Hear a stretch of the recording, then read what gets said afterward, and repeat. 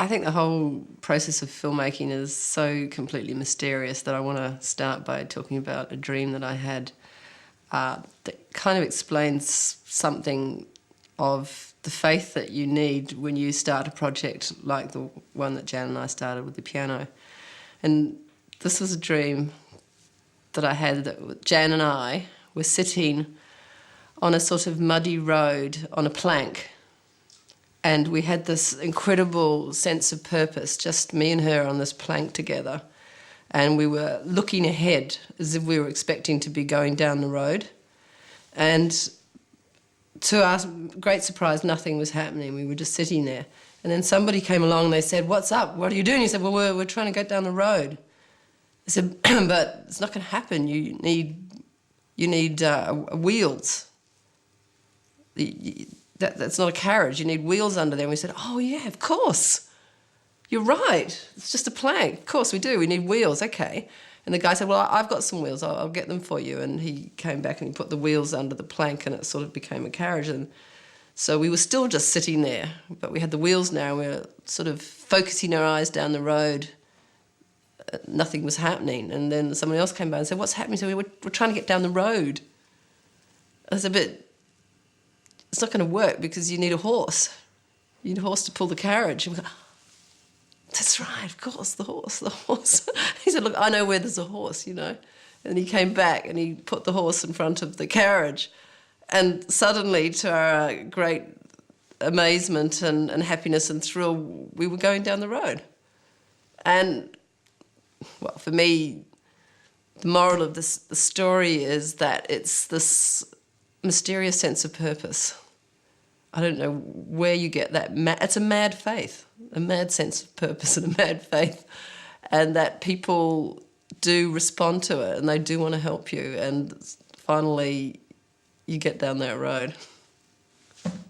Creative processes are so mysterious, and the confidence that you need to have to create a story and make a story and bring people in to act in the stories is really extraordinary. And when I think about it, why can I do it? How is it that I've been able to do it? And the way that I think about it is that I've always been good at playing. I've been a brilliant player, and when as a child, I played long, complex games that were like long-running series, the Pioneer game, you know. Just assembled a whole pile of boxes and pretended it was a covered wagon. But day after day, we played the same game. And, you know, for me, filmmaking is the same idea, but the charm of it is that you can have more detail. You can have a real carriage, real horses. And I'm often enough taken up with the marvel of it, you know, like how amazing it is. Oh God, it's going well. This play is fun, you know. And I'm not engaging in how frightened I am that it mightn't work out. So you always have to have that scale on that side of isn't it fun, you know, rather than isn't it frightening. Because I've been there. I've been on that, you know, had a few days where it's frightening and you just freeze up and you can't do anything. It's just like there's a block. There's no inspiration. It's not fun. It's just a sickening sense of how bad and how wrong everything could be. I think filmmaking and storytelling has been really very important in my life because it's become really, I would say, the most sustained relationship that I've had. And I found that through telling stories that really do mean something to me and are intimate to me and in which I can live, that I also end up growing up in them and bringing people in that get involved in the stories and challenge it and develop it. And it's a way of seeing yourself, of being yourself, that transcends personality. And also, you know, in real life, I'm quite a bright, seemingly easygoing, natural person. But my films are able to explore the opposite side of my alter egos. And, you know, I jump in there, boots and all, love it. I've always really, really loved literature, and particularly 19th century literature, and the Bronte sisters, great influences on me, George Eliot, all these amazing women storytellers, and I was excited about the opportunity to tell a story or have a story that could be told in that same canon in a way, especially as New Zealand for me had a lot of the qualities of the atmosphere of Wuthering Heights, the landscape, etc. Even though it's extremely different, it's powerful in a different way that I'm really personally aware of. And however, you know, that's an epic kind of story. And when I first thought of it, I was only more or less out of film school, and I realised I wasn't mature enough to tell the story as a filmmaker or even as a person. So I'd sort of have a synopsis or about a 5-page story of it and then put it away, and then I was funded to like write a draft of it. And I thought the draft was quite good but not really meaty enough. And then I put it away, and in that time I made Sweetie. And then I took it out again and wrote some more draft. And then I filmed Angel at My Table. And when that Angel at My Table had finished, I can remember I did the last sort of 6-week draft on the piano. And so my way of working is to have it like mature inside my consciousness and not actually be consciously working on it. And then when I actually come back to do the work, I actually work quite fast. So a redraft of it might take 6 to 8 weeks. And at that time, I didn't do a lot of drafts, 3 or 4 drafts, that would be it. And I couldn't bear to read back anything I'd done. Like, I just had a horrible sense of revulsion. So that the actual making of the film, I'd be leaping off what I didn't like about the script to kind of correct it in the making. Because I hate the feeling of having a perfect script, because then it's like, oh, you've got to make it exactly like it is. It's much better to be in a clear reaction to something than to try and keep things exactly as they were. That's very hard. But if you have a clear reaction to it, like, oh, I want to make it more visual or more visceral, or I want to make the characters feel really real, much more real than they do in the script, and that gives you a clear direction to go to. And the interesting thing for me is that the writing of a project has almost nothing to do with the making of it. Like, I don't visualise the characters in the sort of detail that I do at all when I'm actually directing the film or trying to work out how to storyboard it or how to think of it. What happens is that when I'm writing, I'm really just thinking of the story and whether it makes sense. And even though I imagine the scenes and I play the different characters, and I'll be at, my desk thinking about the scenes and crying or whatever, emoting the whole thing through, I still don't really know what they look like. I'm like every single one of them, and I don't have in my mind a fixed thing. They keep changing. And so it's still quite traumatic for me to go from the script to actually finding people who are going to play characters and trying to understand that in the real world. For example, I was just looking through my workbook here, and it says 91, and there's a little picture of 2 girls walking along. And I can remember seeing this. In fact, I didn't even remember that I wrote it down, but it says 2 glossy, brown-haired schoolgirls walking along in Darlinghurst in their brown school uniforms. Ada and Flora, they stopped to pat 2 cats. And I think it was this image of these girls suddenly released me into a sense of complete understanding and knowing of how I wanted Ada and Flora to be together. Like their sort of bouncy hair, the similarity of themselves, and how they themselves enjoyed that. And I felt that the twinniness of them would really bring them close together, that they would become like a unit, and when we split the unit, as the story does, eventually when Ada and Baines have their love affair, that it would be more obvious and more painful. So that things like, like from that you'd get things like when Ada's head would tip that way, then Flora's would tip that way when they're looking, and you could there's just endless numbers of ways which you can use that revelation, which seemed to me to be a revelation. And these are the small things on which, you know, my confidence was built, especially when you work in a different century, you know, like you still have to root it in something real in the present.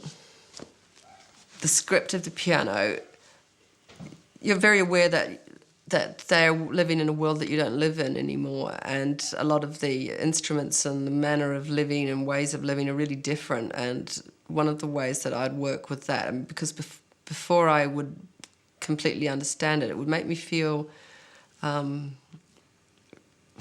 like a fraud, that I didn't know what I was talking about. And so what I would do is I'd read diaries and letters from people living in that time. I'd read books written at the same period and the same time, until I felt that I would know how to behave from morning to night in that life and world. And then at that point of time, I you know, you could just kind of take off and feel like you were there, you understood enough. And that was very, very helpful for me in actually writing the script. And also, of course, I've written the script and directing it too. You know, and a few of the things were obsessional for me, like the mud was obsessional, and only I seemed to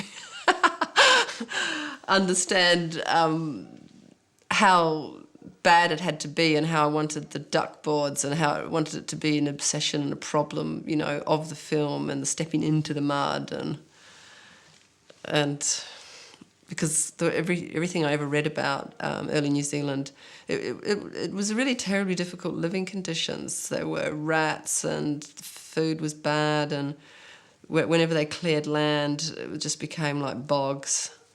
And, you know, another obsession, of course, was clearing land, because English people coming to New Zealand felt really uncomfortable with the bushel around them. It was metaphorically a sense of being strangled and, you know, unable to see, really, and that the bush carried secrets and hidden things. And, you know, of course, it was in a practical way too, about creating pastures for animals to graze. So I think it's really helpful, and for me, I've got a method and a way of doing it that is important to me. It makes me really enjoy the shoot, and to me, preparation is absolutely everything.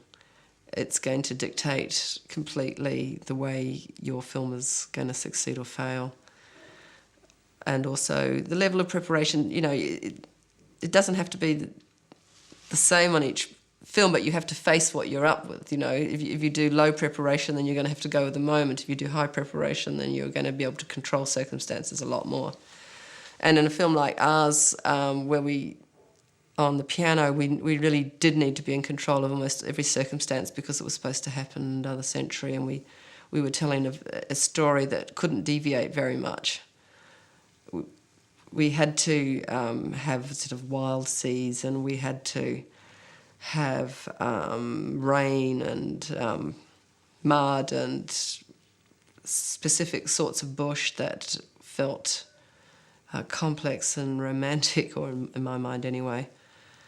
And all that sort of stuff had to be found, because it doesn't just exist like that. You have to, you know, like a lot of our locations were all over the country. So basically, I have a approach to directing which is all about research. It's, you know, researching locations, and, you know, to get the right person, right location searcher who's able to talk to you in the same ways that you understand, that's able to be sensitive about feel of the trees, the shadows, the mood. Mood really is everything. And, you know, you don't want someone to look at you really puzzled when you say, oh, but that doesn't feel atmospheric. You know, people have to have a capacity to understand what atmospheric means. It means, you know, like when you go into a piece of bush that you say, oh, this is spooky, or, oh, this is sweet, you know, or you have to understand that it's going to talk to you like that. It's going to give you a whole feeling. And, you know, I personally can't go and do it all, so you're really relying on someone else that can talk that way. So you look at pictures together first of all and say, you know, so what do you think about that? They'll go, oh, that's really, you know, a kind of dark mood, and you go, yeah, you know, or... And, you know, the same with the beaches, like, I obviously know the New Zealand beaches quite well anyway, and we have these amazing black sand beaches or dark sand beaches that are really dramatic and wild. And we've also got sort of golden sand, very mild, pretty soft sort of lie down and have a picnic Robinson Crusoe beaches, which I don't think were, you know, they're not to me like the Wuthering Heights of beaches. I think the thing about the piano is that I was very aware that we were dealing with a story that worked very strongly on a subconscious level, and it's a story about the, you know, sexual awakening in characters, and in particularly in Victorian characters who aren't talking about their sexuality or very aware of their sexuality in the way that we are now. And so to go with it, you know, it always felt really good to me that we had this wonderful bush that was like underwater. I always thought that the bush should be blue looking, and in fact we had lots of misunderstandings in the early part of the shooting of the film because people thought we made terrible mistakes, and that the skin tone, everyone's skin tone was like they were underwater, and we go, yeah, it's great, isn't it? The actors, or especially Sam, was so concerned and frightened that we were making a terrible error. And in actual fact, I think it was, you know, one of those really brilliant decisions that we just kind of stuck to, because he felt that it was, you know, destroying... well, he just didn't expect to look that way, I guess, and it's destroying his good skin tone. And I mean, I can remember persuading him, saying, look, don't worry, it's only in the outside shot, because of course you shoot all the exteriors first, and, you know, inside it'll be all candlelight, and, you know, and glowy. And I must say I hadn't really thought about doing that, but then I thought, oh, well, I'll have to now.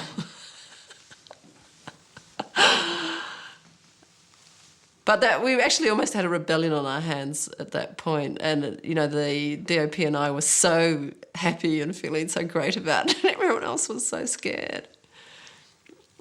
God, there's some funny things in the film, and then there's the, you know, the process that you do all your exteriors first of all, and the whole film, for the first 5 weeks, the whole film just looks like people running around in long dresses from one place to another, and there's no story whatsoever. And I remember, you know, hearing the production manager sort of talking, or people talking, and thinking like, gee, this is a real flop, you know.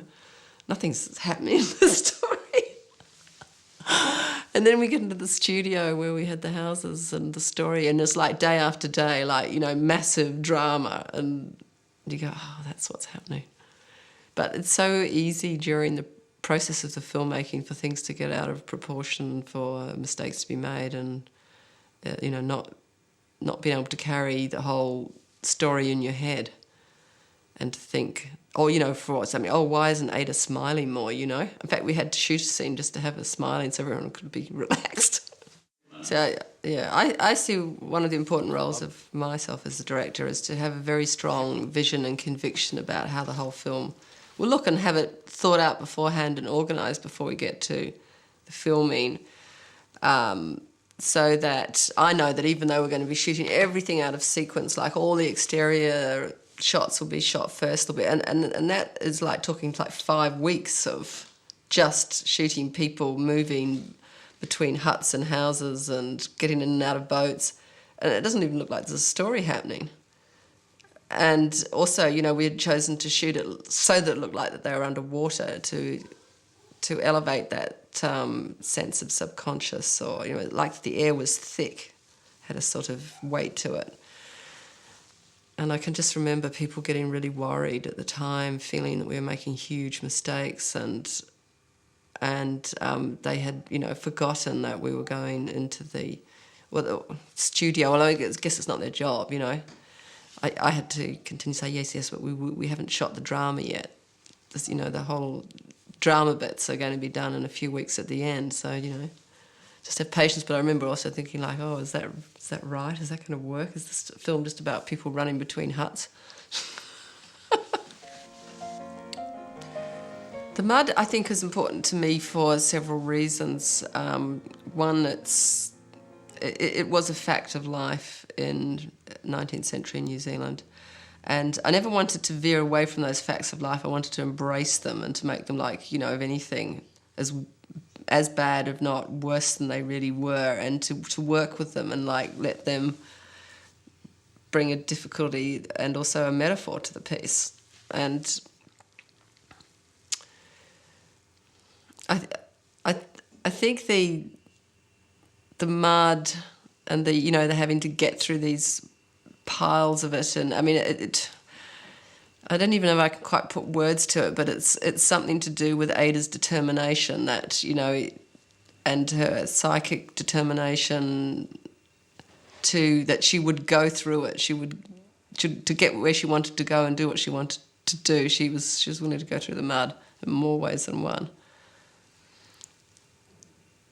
And of course, the mud plays in a really disturbing part of the story when it's pouring with rain and when her husband decides to punish her, and I guess her subconscious, punish her sexuality, everything that feels so out of control for him. Because there's also very much a story about control, male control of the landscape, control of women, control of the mind. Like how can you control it, and control of Ada. And so, the greatest thing he could do was to cut off a finger, because he knew how much her fingers meant to her with her piano playing, and it was a punishment he felt that would be meaningful. And so when he chopped the finger off, and she's in the middle of this sort of sea of mud, and as she's walking away, and it wasn't something we actually planned, but it's one of those little gifts that happen sometimes during the shoot. She walked away, and then as she sank into the mud, her dress just kind of bloomed up and then sort of sank down, and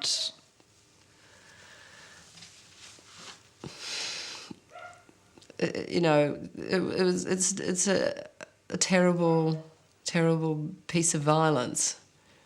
I mean, so many films have so much more, endless gratuitous violence, but this finger, because it was so calculated, I think, feels actually very painful when I look at it now. I think like, fuck, strong.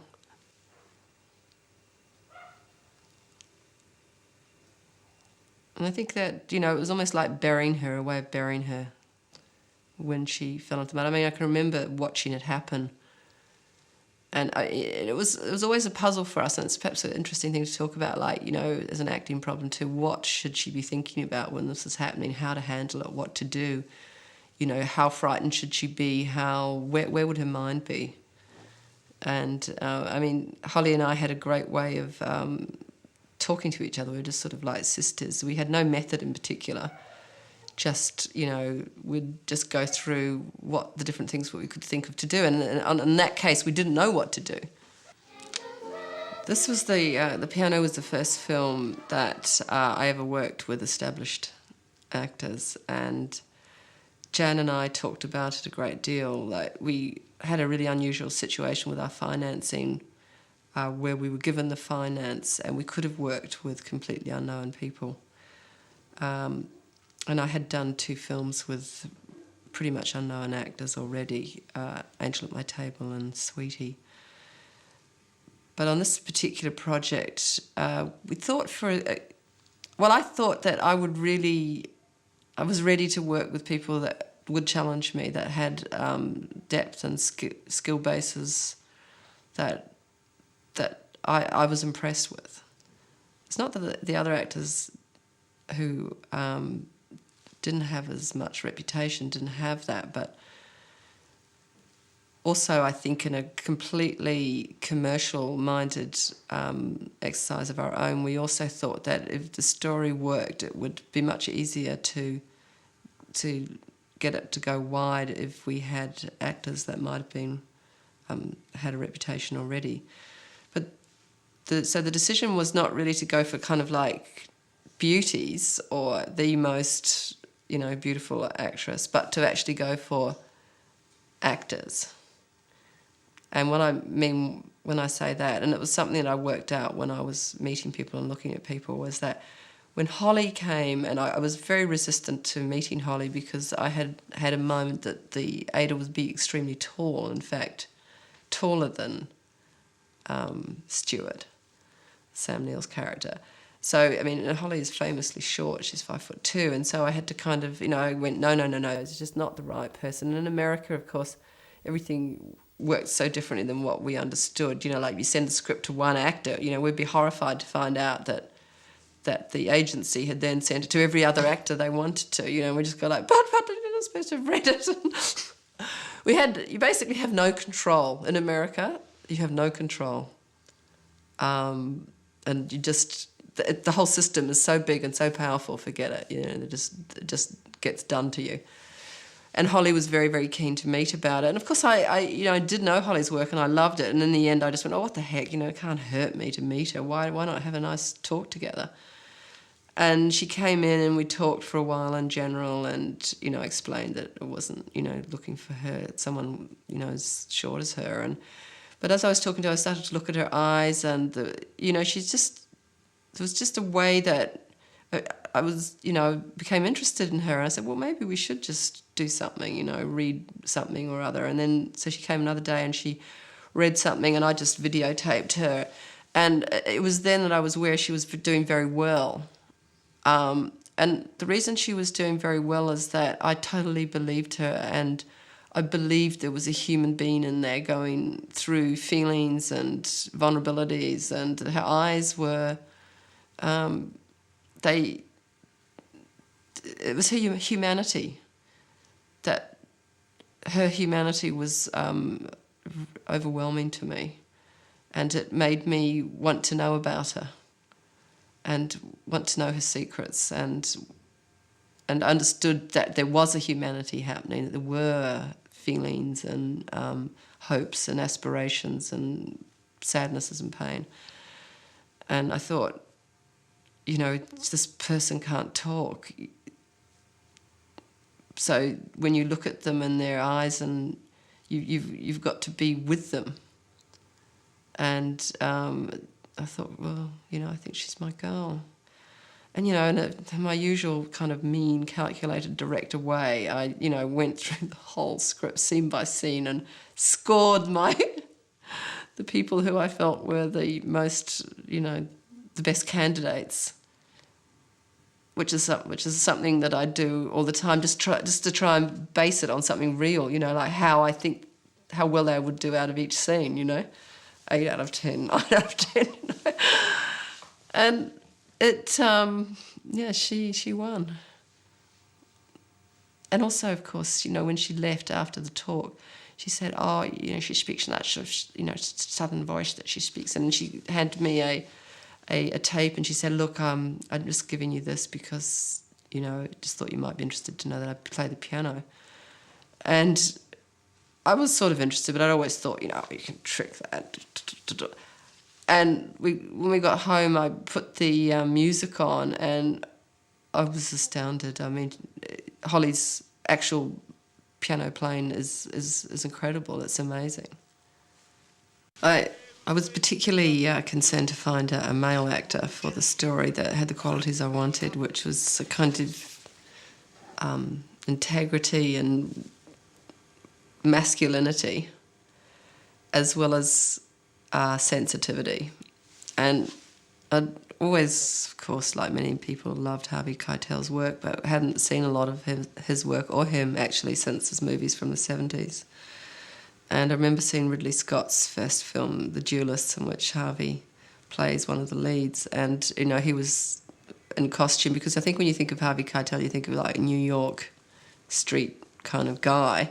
And it's hard to imagine him in a 19th century story. But it really confirmed to me that he could do that work. Anyway, after I met Harvey, and, I think when you hear stories about Harvey as a kind of a, wild man, and we used to, and I thought, oh God, how am I going to ask him to do anything? He doesn't like it. I mean, it's one thing, he's great, but I also want to have an impact on how he's going to act in the role, and what if we don't agree, and I've never worked with people who has had as much experience as Harvey and say, like, who am I to tell him what to do? And so all these problems and ideas were in my mind, and yet at the same time, do you not use someone who's really strong and really good because you concern them mightn't listen to you?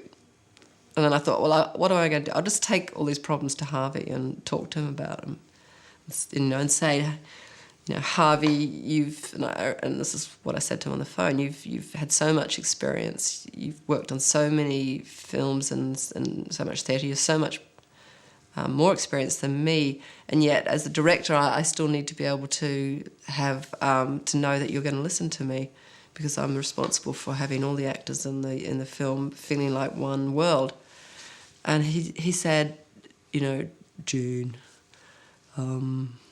it's the actor's only desire, it's a secret that directors don't seem to understand, but they just want to please. They just want to please the director. And I said, well, what if we have different interpretations? He said, okay, well, we'll just make this deal. Well, how will this be for you? If you let me show you what I'd like to do, first of all, without, any comment or anything, and then after that, I'll try anything you want, anything. And I said, sounds good to me, okay. And I mean, that was basically it. We just sort of struck that agreement. And then Harvey was incredibly supportive and helpful to me during rehearsals. In fact, I feel like he really deepened my understanding of what rehearsal is and what acting can be. And he, in many ways, led the rehearsals and the rehearsal process, which I was grateful for, because, the rehearsal is for them as well as for me. And, his method is to basically, or as I understood it, is to basically improvise the scenes, but to have them extremely lengthy, like as in life, and to kind of explore what each scene is really trying to mean or be about, and try and find it in real time, in a real way, in your real body, in the real emotions, so that when you come to do it, you know you're not faking. It's the same thing as the two girls with the brown hair. You feel confident, and so there was the scene when Harvey's character first touches Ada, and I remember watching the rehearsal for that, and it seemed to go on for hours. And the problem of the scene was that he was supposed to be listening to her play the piano, and at some stage or other he would come up and touch her back.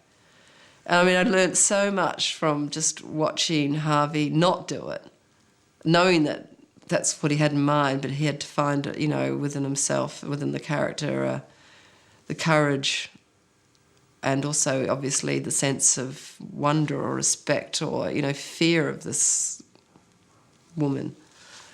And, for what seemed like an hour, and it probably was an hour, he just walked around, sat, watched, listened, and for Holly too, it was like, why won't he just touch me, But that whole process of waiting, really waiting till he really felt he had to do it and he could do it, it was like I understood his whole character at that point. And when he did touch her, it was like, oh my God, it was electrifying. It was just like, ah!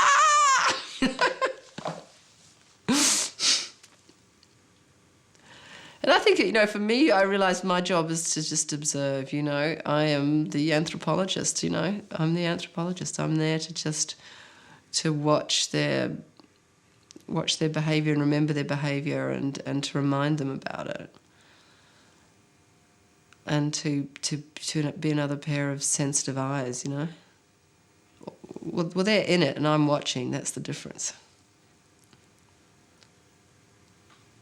It's also really interesting too, one of the extraordinary things about being a director in film as opposed to being a director in theatre, for example, was that when you're on the set and you're recording a scene, I remember a particular scene when Harvey is saying to Holly's character, Ada, look, I can't sleep, I can't do anything, you may as well go because, I'm not able to work as a person, function as a person anymore, my obsession for you is destroying me.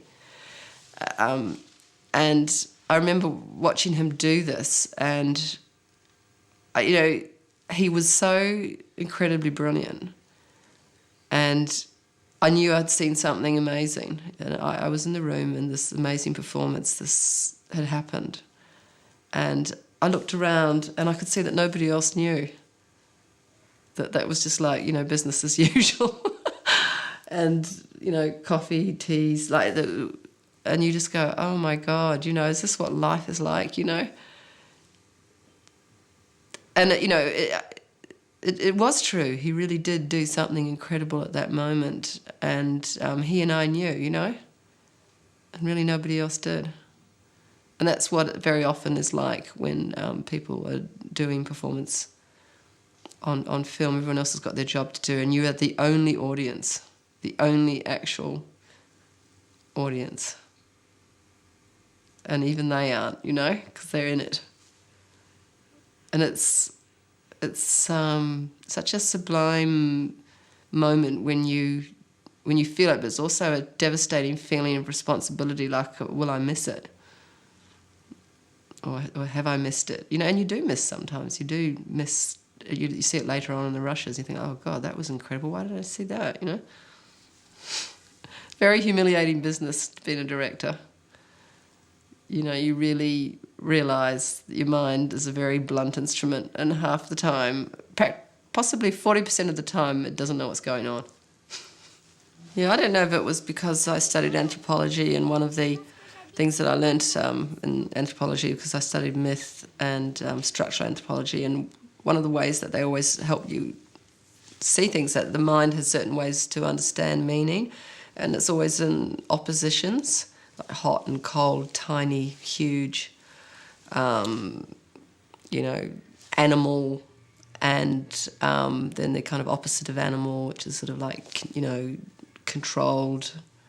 And for me, a lot of those ways of thinking help me in the work. So like the piano is a kind of symbol of high civilization, and yet at the same time it's able to be an instrument that talks to your emotions. So those kinds of paradoxes, there's layered in this film, and in a way, Ada is a very civilized woman, and whereas Baines is kind of her opposite, so the animal, and both things exist within one person, and kind of like the more animal, natural qualities of him is something that resonates with her, because she doesn't have it, but it's latent there, in the same way he can be completely intrigued by, just the instrument of the piano, and the piano being a metaphor for her, or trying to sort of, but then realising that it's not just the piano, it's the pianist, or the person making the music, and then not even that, but how to get, for me it was always about how does he, get what it is, He's trying to understand it. Is the piano, is it the person playing it, or is it her? How do you take somebody in? And ideas like that, and also within the the story of the landscape, you can again rephrase these same ideas by, for example, you can have a tiny shell in the palm of your hand, or a tiny person in a huge landscape. It's all just scale. It's all focus. It's all what you happen to be looking at. I don't know why these things interest me, but they just do. It's very sensitive and very personal, and if I'm in a landscape, I feel the impact of it immediately, and then you think, well, how can you communicate that on film? And so you have your characters, and if you place a character within that landscape, or in a tiny vulnerable way, it's a way of bringing the audience's focus, making it personal to that landscape. Like you're taking a character that they've already identified with, and it's access to it. And then at the same time, so it's you're talking about their vulnerability in the actual real world, but also, you know, the landscape of their own, you know, feelings and emotions, because it's all kind of the same instrument.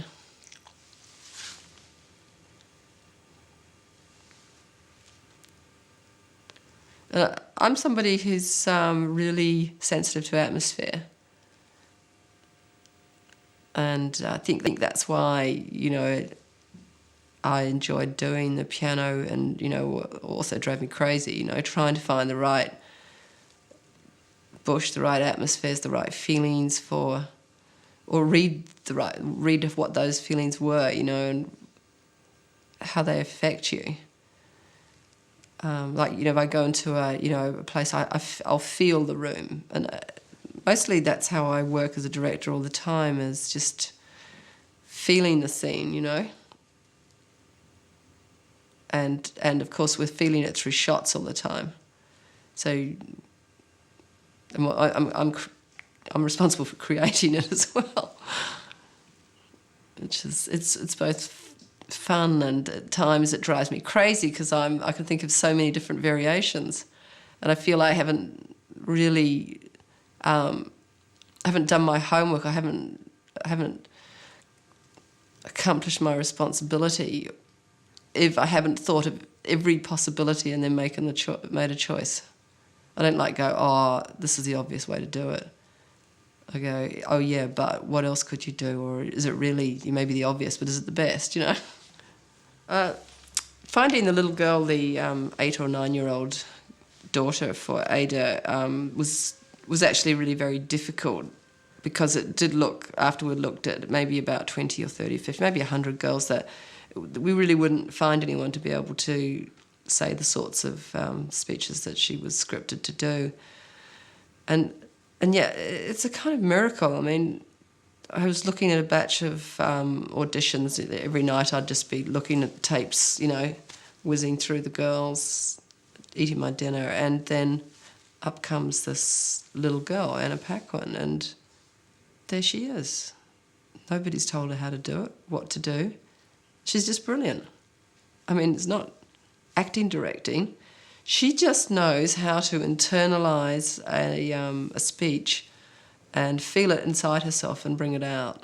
She just got it. It must be a gift. That's when you realise it. And there was nothing to do with her except that to make sure that she was well fed and well slept, and you know, therefore she had the energy to give the performances. There was nothing more to do except not to interfere and to, you know, point her in the right direction. And she naturally adored Holly, naturally wanted to be with her, you know. And it was a humbling experience, because I mean, you know, working on Angel at My Table, I felt like I'd worked a lot harder with the girls to get them into a understanding of the sort of performance, the sort of just being presence thing that I like. But this child had this intelligence built into her. And not only that, she could dance, she could do gymnastics, she could sing, and she could play, you know, I think a cello or something. The wonderful thing about Anna Paquin was that she seemed to have arrived at 9 years old with her actual spirit intact. And having met a lot of other children, you know, I was sort of wondering how that could be. And I asked her parents, I said, what school does she go to? And she said she goes to Rudolf Steiner School. And it really impressed me. Her parents, who were both teachers, great people too. And they finally sent her to another school, because Rudolf Steiner schools are famous for not teaching them to read or write early, but they said that she just loved it, and that, you know, she was wild and she had her friends and she'd just run around. Ada doesn't speak, and that decision to have Ada mute is really a strong feminist comment in the film. And she doesn't speak, I think, because of sort of a deep contemptuousness to the way that her lack of power in society and her fastidiousness. I mean, you know, where are we now? This is 2003, and we have the freedom liberate Iraq, Operation Iraq, which is it's such an abusive language. It is so deeply infuriating and upsetting and beyond words, really, that, you know, you do understand how it's hard to even bear to talk about it. It's just such an abuse of power, and I think women at that time must have felt like that. So Ada doesn't speak, and her relationship really is with her daughter and her piano. And then that means that the piano has so much more value for her, and that worked within the story for us by way of the fact that her new husband can't be bothered organising it to be brought up from the beach, because for him it doesn't have value. And the story is all about, I suppose, traditional male-female values, and you know, a man like Stuart wanting company, wanting something from a woman, and not actually communicating with them at all. And of course, in a way, Harvey's character is a kind of the mythic man who doesn't really exist. He's a fantasy of a man who can empathise and see the woman for who she really is, but at the same time, because of his extreme, you know, masculine qualities, it's, you know, when a man is really extremely masculine and in his masculinity like that, it always brings out your femininity. And I mean, I find that to be true for myself. They do have an impact on you, and I think the, you know, extreme masculinity, extreme femininity, you know, they're interesting ideas, and there's all sorts of fractions in between. But, you know, I did choose Baines and Ada to be at either end of those scales, and so that you know, when they meet, it's dramatic. The fact that Ada doesn't speak is really the feminist position in the story.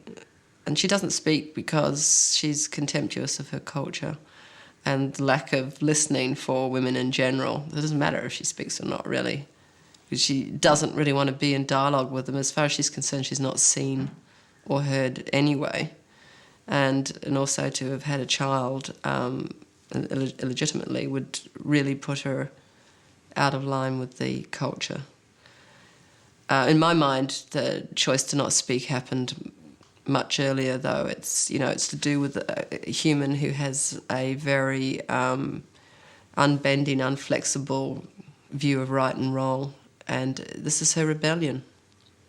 I'm not participating. And all her communication and her feeling goes into the piano, into the piano playing, and that's her big relationship, and you know, also with the signing with her daughter.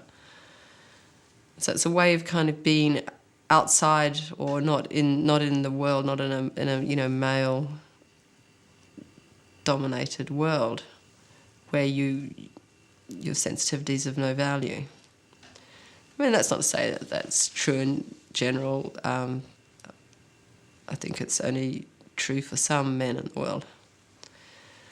But for, you know, the purpose of this story, Stuart, her husband, wanted a mail-order bride, more or less, and, you know, he didn't have another way of understanding what a woman could be but like a possession, and that the fact that the piano was important to her didn't mean anything to him because it didn't have value for him, and that was that. And he couldn't really understand the idea of empathising with a woman, that could be love.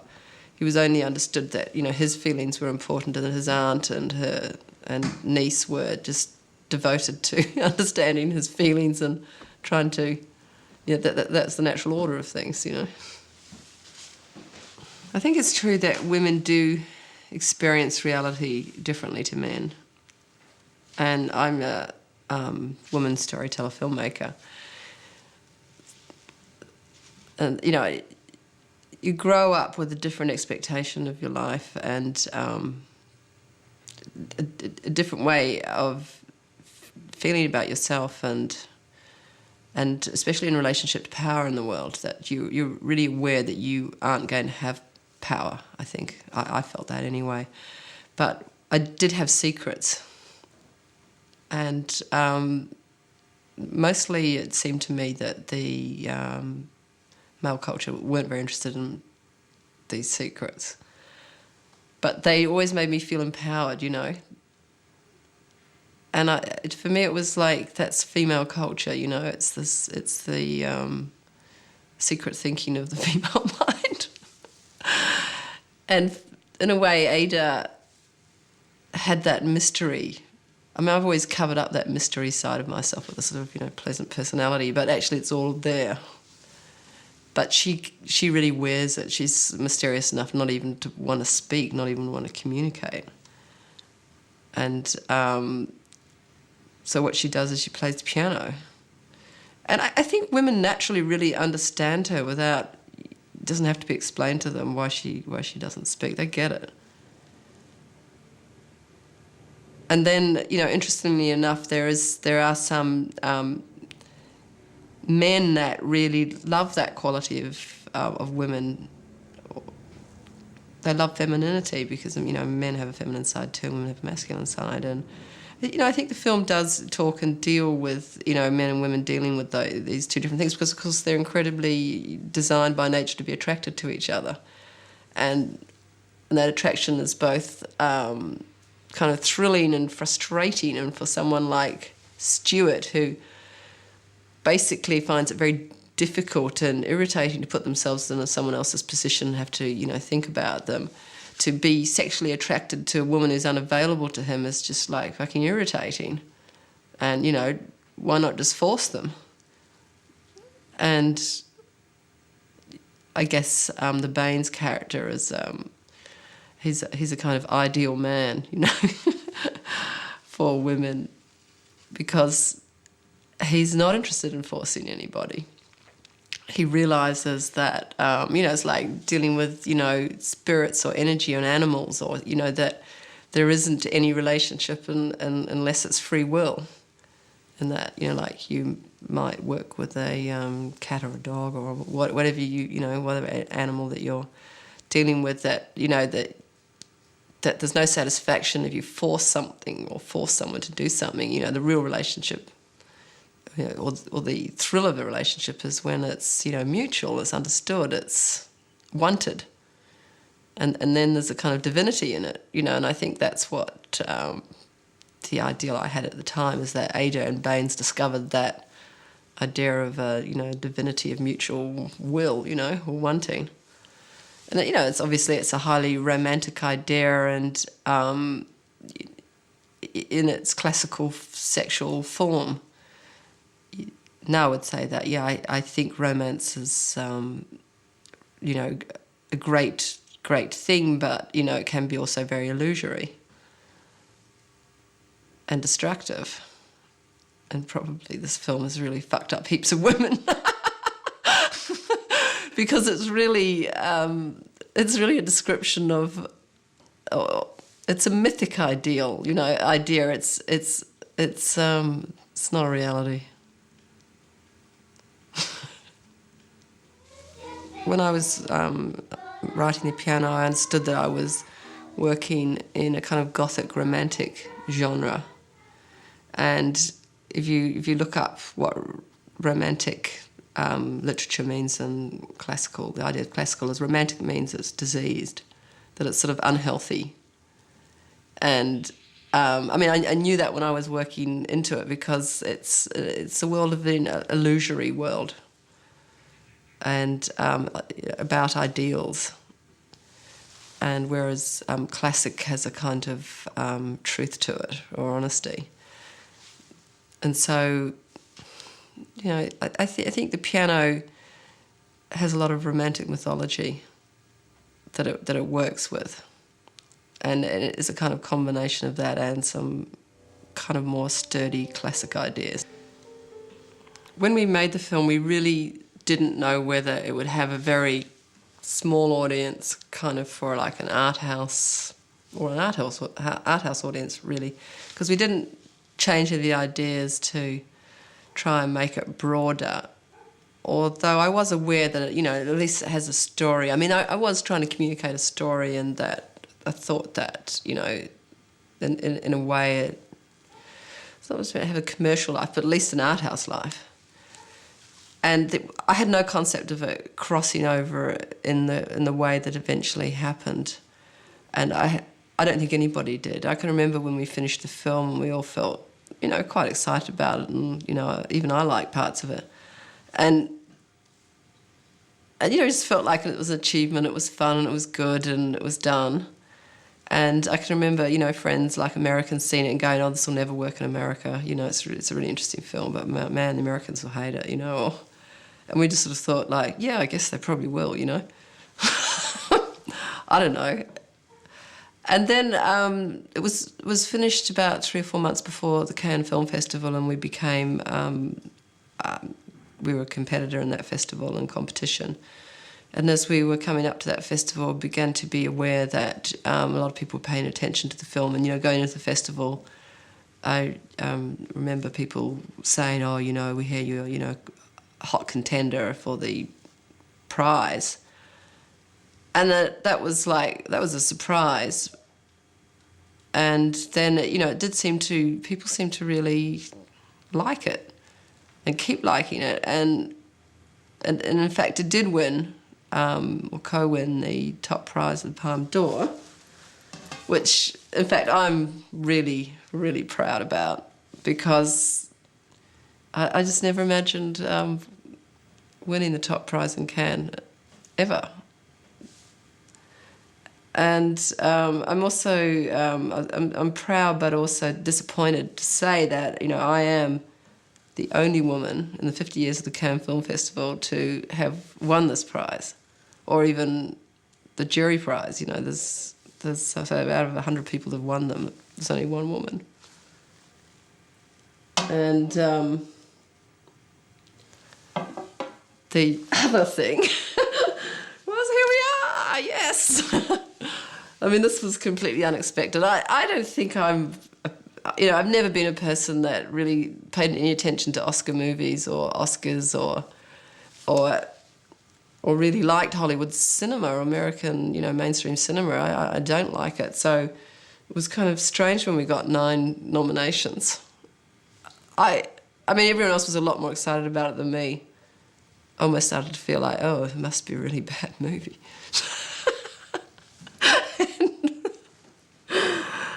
But it was sort of, it was sort of a big party. And, as I say, I really don't have that feeling about winning this particular award that other people seem to have about the Oscars, because, to me, it's political. We had a hell of a lot of support from Harvey Weinstein in pushing our film through.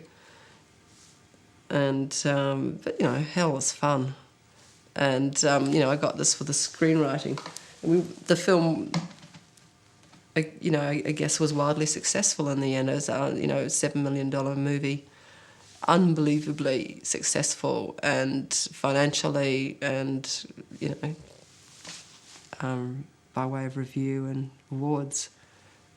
Never possibly imagined it. And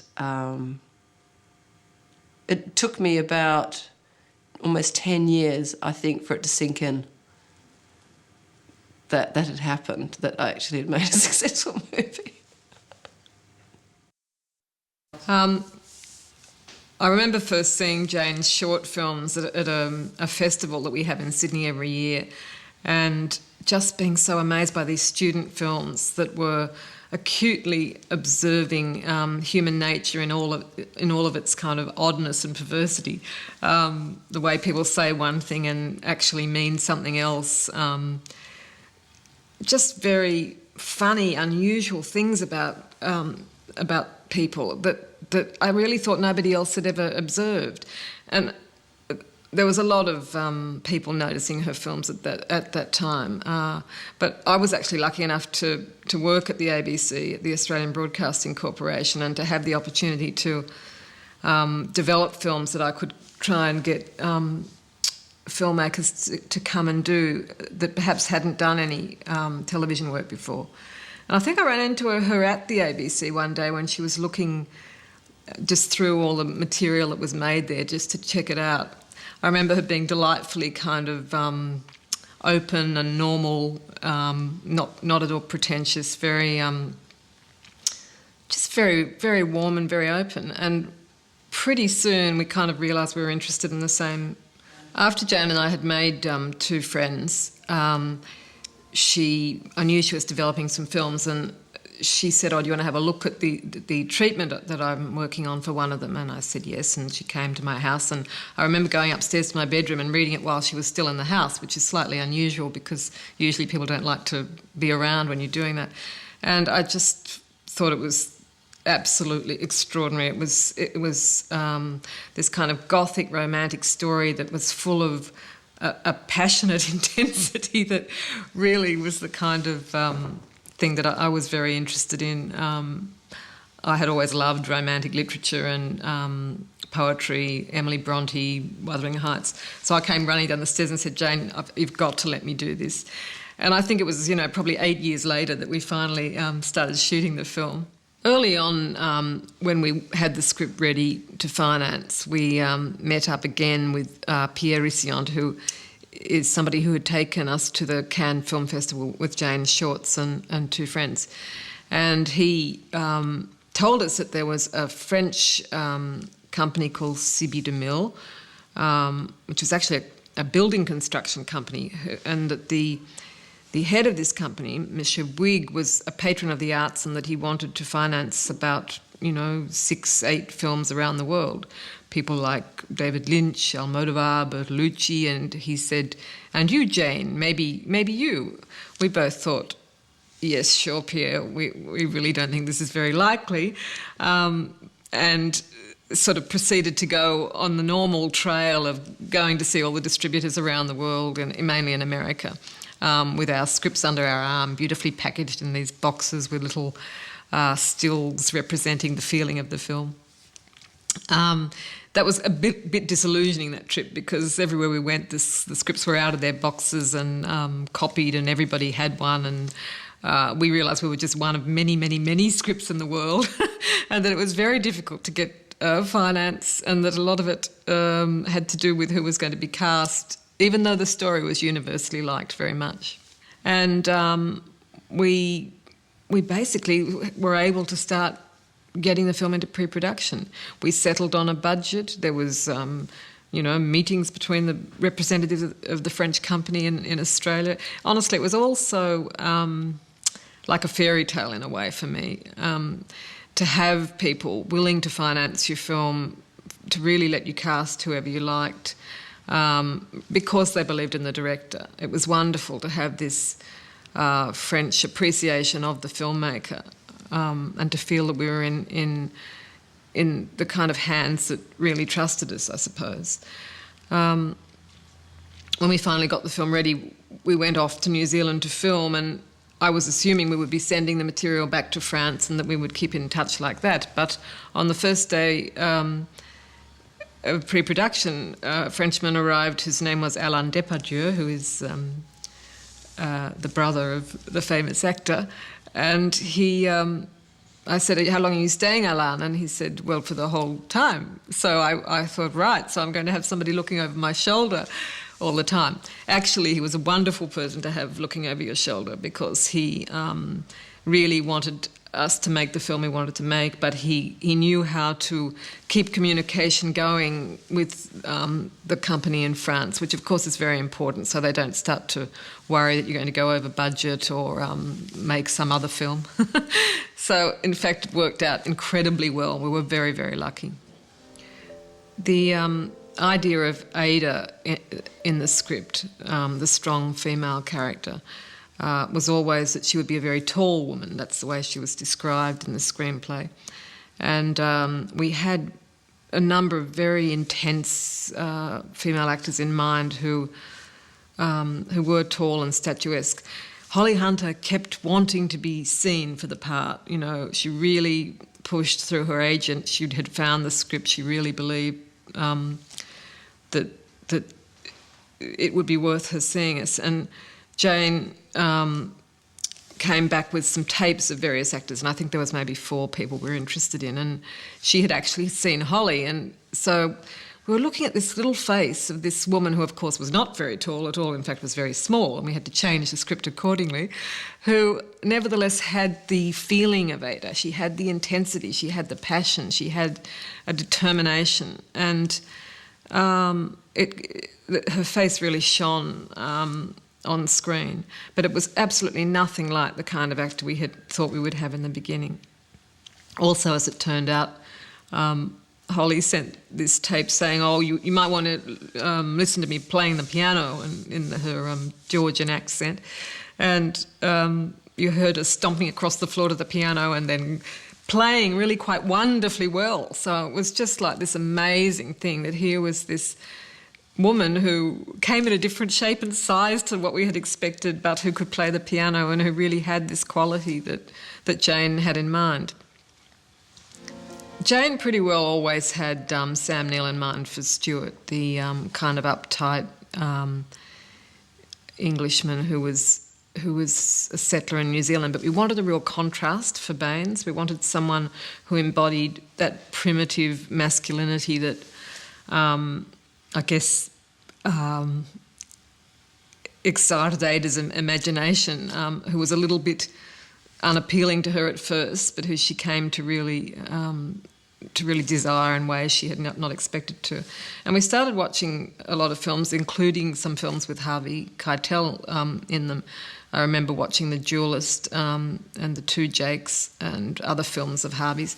And Jane and I went to LA to meet him, and really we were quite starstruck because we kind of liked Harvey a lot, and we went into this restaurant and met him, and you know, we're like 2 girls from Australia really, and here you are meeting these film stars. But Harvey was crazy about the part. You know, he said, "I know this man, I have to play this man," and Jan and I were kind of kicking each other under the table. He said later that he thought we were kicking each other because we didn't like him or something, but we were just beside ourselves that he was so perfect and that he was so passionate about the part. So I think we were very lucky. You know, there was some kind of fate working with us in the casting of the film. Jane did a lot of research, and she had very strong visual ideas about how the landscape should look, how the bush should look, how the sea should look. And we looked around a lot. But when it actually came to choosing the locations, she was very pragmatic.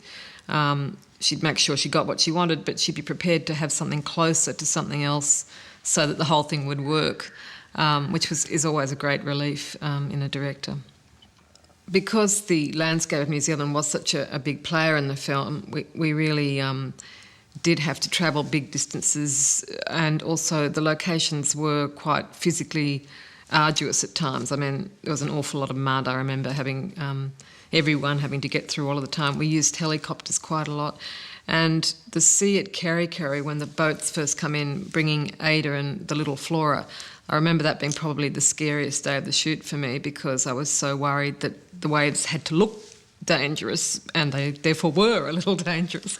So that's always nerve-wracking. It's like New Zealand has a big personality all of its own, and we really experienced that in the shoot. The thing about working with Jane as a director is that, first of all, she has a fantastic visual and conceptual imagination, so just being around her mind is very, very enjoyable. And she's willing to share that with you a lot, to collaborate. She likes to talk through all her decisions. She might want to talk through the script and imagine different actors, or she might want to talk about the locations, or not so much where she's going to put the camera, or not with me so much, but generally talk a great deal about things. But she accepts the kind of the tension of the controls of a film. Jane accepts that a film is only going to be able to be shot for a certain amount of time, and she somehow takes advantage of that limitation. She becomes pragmatic. She uses it to kind of confine her very far-reaching imagination. So you feel as a producer that she actually respects you and your part in the process, the fact that you've only got a budget of a certain amount, that there's only so many hours in a day, and that people probably will do their best work accepting some of these constraints. Even though The Piano was only the second film that I had produced, I really did believe that it was something absolutely special, something out of the box, something that could transform people and that could, in an international sense, really go a long way. I mean, you'd see the rushes every night. It was visually stupendous. The performances were amazing. I suppose now, many years later, I marvel at our confidence then. But there was just something about our belief in the film. It was profound, and it was far-reaching. It was amongst the crew. It was amongst the actors. And, you know, fortunately, Sibby DeMille also believed in it when they finally saw it, and they were incredibly supportive, taking us to Cannes. We all stayed in a big house together, Jane and I and our families, and Sam and Holly, Harvey, I think, was close by. So there was a very big sense of camaraderie and friendship and family while you go through that kind of crazy thing that Cannes is, because it's so competitive. I mean, we didn't realise that we really were going to be put right into the spotlight as soon as we got there, especially Jane. Of course, immediately people were talking about the possibility of the Palme d'Or. So that was pretty shocking, really. But we used to go back to the house and laugh a lot and try and not take it all too seriously.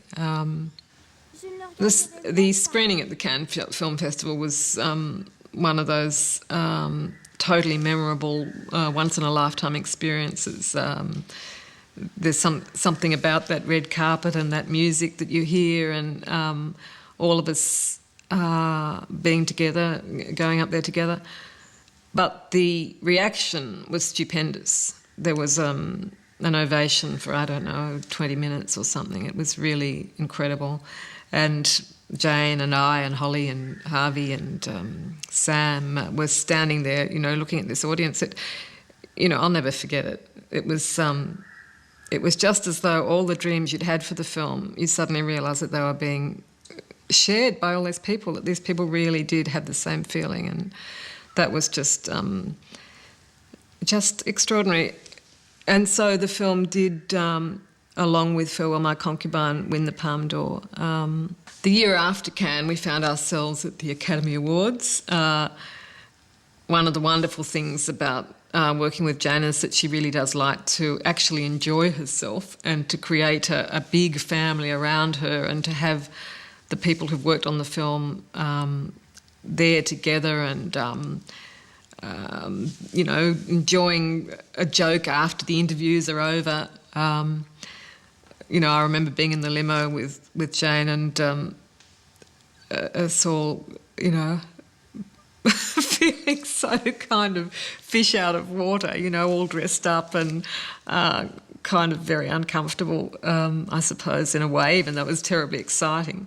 And of course, Anna Paquin was one of the first people to win that night, and we just screamed our heads off.